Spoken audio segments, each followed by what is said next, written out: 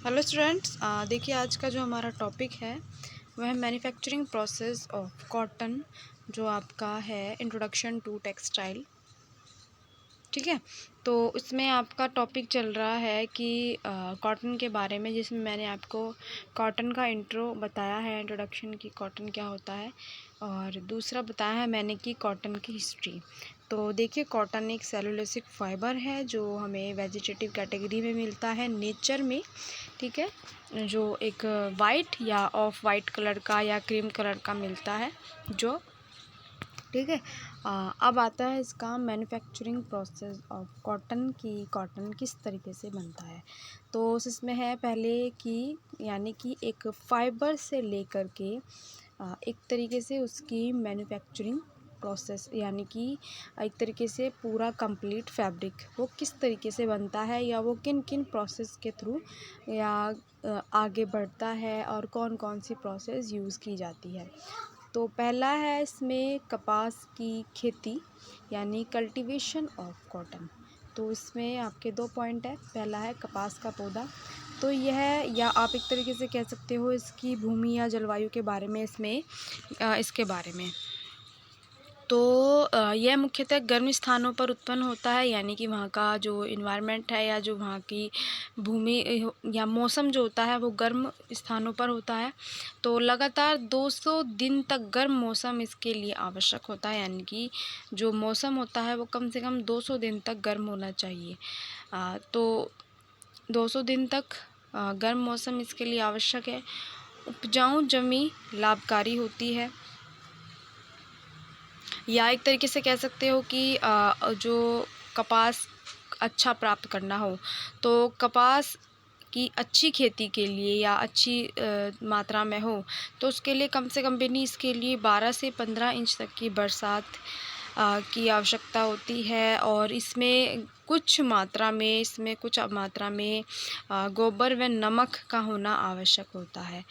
ठीक है, तो कपास के लिए क्षारीय भूमि बहुत ज़्यादा अच्छी रहती है, या क्षारीय खेती जो होती है वो ज़्यादा अच्छी होती है।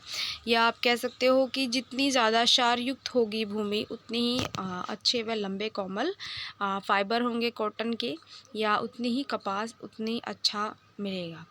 तो कपास के लिए कम से कम 200 दिन गर्म मौसम की आवश्यकता होती है। ठीक है, जिसमें पर्याप्त मात्रा में एक आर्द्रता, यानी कि एक नमी, एक गीलापन हो, और साथ ही साथ सूर्य का प्रकाश भी हो।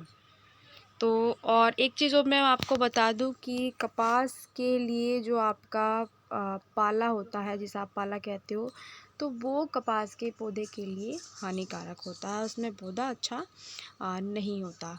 तो उपजाऊ जमीन लाभकारी होती है, उचित देख रेख और भी आवश्यक है। पहले सॉरी, दो बार लिखा गया है। पहले इसके जो फूल होते हैं वो क्रीम रंग के होते हैं। ठीक है, और फूल झड़ जाने पर कोए निकल आते हैं, यानी कि जो इसका फूल बनता है, फिर और फूल बनने के बाद इस पे कोए निकल के आते हैं, यानी कि वो कोए निकलते हैं, जिसके अंदर क्या होता है, जिसके अंदर बीज होता है। ठीक है ना, कोए के अंदर बीज होता है, यानी कि कोए मतलब इस तरीके से पूरा कवर्ड होता है वो, और उसके अंदर बीज होता है, और उस बीज यानी कपास के रेशे उसके अंदर बंद रहते हैं, या आप कह सकते हो कि उस बीज के चारों तरफ कपास के जो रेशे होते हैं वो लिपटे हुए होते हैं। तो एक तरीके से ये कपास का, यानी कि किस किस तरीके से ये होता है। तो अब आज इसका बात है कि कपास का पौधा, तो जब आप इसको बोते हैं, यानी कि जब इसका बीज बोने का टाइम होता है, तो वो कैसे होता है कि कपास के बीज एक तो जो होता है ना कि छिटका कर, यानी कि ऐसे ही छिटका कर के बोए जाते हैं। तो ऐसे न बोकर वे कतार में बोए जाते हैं, यानी कि एक लंबी लाइन में बोए जाते हैं। तो कतार में बोने से क्या होता है कि इनमें ये अच्छे होते हैं, या फिर जो इसमें एक्स्ट्रा घास आ जाती है या एक्स्ट्रा पौधे आ जाते हैं छोटे छोटे, तो वो नहीं आते।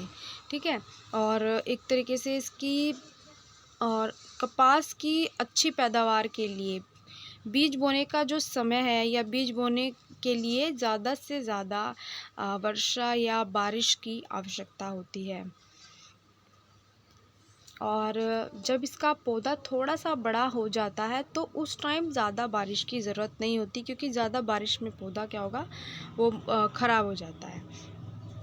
तो इसका जो पौधा है बीज बोने के कम से कम भी नहीं, आप इसके करीब 35 दिन बाद पौधे अंकुरित होते हैं, यानी कि पौधे निकलना स्टार्ट होते हैं। तो उस टाइम इनकी देख रेख बहुत ज़्यादा ज़रूरी होती है, या उस टाइम इनकी देख रेख या इनकी सावधानी बहुत ज़्यादा बढ़ जाती है उस टाइम के लिए। तो जब पौधे 5 से या 7 इंच लंबे हो जाते हैं तो तब इनकी गुड़ाई की जाती है। और जो एक्स्ट्रा गुड़ाई में क्या होता है कि जो एक्स्ट्रा एक तरीके से जो पौधे हो जाते हैं, घास उग जाता है, उसको हटाया जाता है।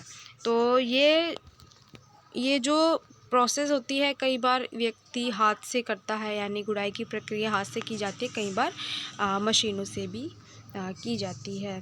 ठीक है, तो कम से कम भी नहीं इसके जब पौधा बड़े होने लगता है, बड़े होने के कम से कम भी नहीं 3 सप्ताह बाद या 1 सप्ताह बाद में इसकी कलियां निकलनी शुरू होती है। और 3 सप्ताह बाद, यानी कि जब वो अंकुरित हो जाता है तो उसके बाद 3 सप्ताह बाद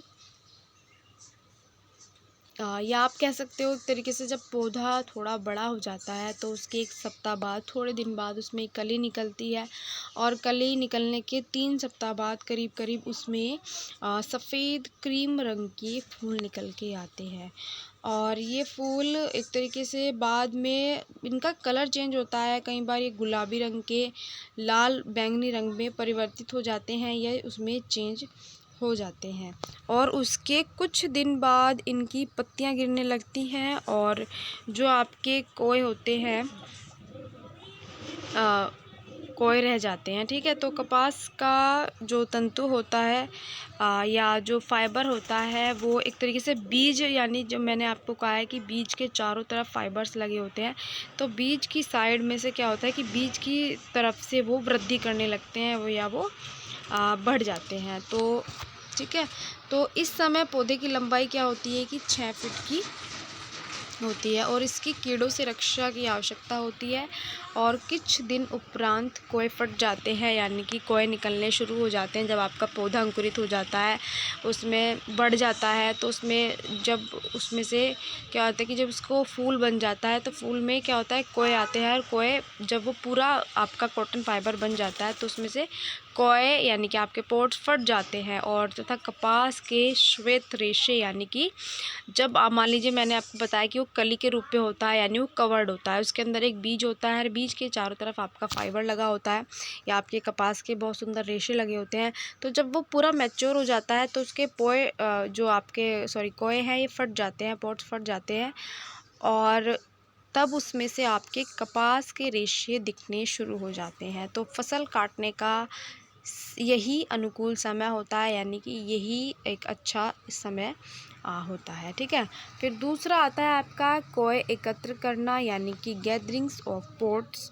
तो ठीक है, तो अनुकूल समय पर कोय को बीन लेना अनिवार्य होता है, या आप एक तरीके से कहते हो कि जब कपास के फूल झड़ जाते हैं, ठीक है, तो झड़ जाने के बाद क्या होता है कि उसके कोए यानी कि पॉट्स निकल आते हैं। और ये कोए पकते यानी कि जब ये पक जाते हैं तो ये नॉर्मल सी बात है, ये फटना शुरू हो जाते हैं। तो और फटने के बाद जब ये पूरे मैच्योर हो जाते हैं तो कई बार ये गिर जाते हैं, यानी कि भूमि के ऊपर ये गिरने लगते हैं। तो जब ये गिर जाते हैं तो उसमें बहुत सारी अशुद्धियाँ आ जाती हैं। तो बेहतर कहा जाता है कि जब आप पौधा पूरा मैच्योर हो जाता है, पॉट्स फटने लगते हैं और फाइबर दिखने लगते हैं, तो तभी इनके फूलों को तोड़ लिया जाता है, या कॉटन फाइबर को एकत्रित कर लिया जाता है।